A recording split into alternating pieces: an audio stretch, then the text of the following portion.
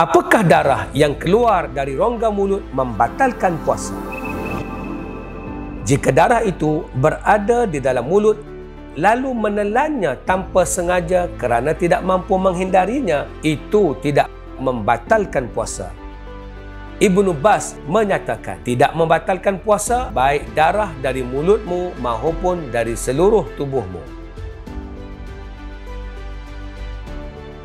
Juga dalam Mawsu'ah Fiqh Al-Islami oleh Al-Awqaf Al-Misriyah menyatakan tidak terbatal puasa sekiranya terkeluar darah daripada gigi atau rongga selagi mana dia tidak menelannya dengan sengaja. Al-Inarah menyatakan bahawa puasa tersebut masih lagi sah dan kita ditaklifkan melakukan ibadah sekadar apa yang kita mampu. Rujuk Al-Inarah #2460 darah yang terkeluar dari mulut atau rongga ketika berpuasa.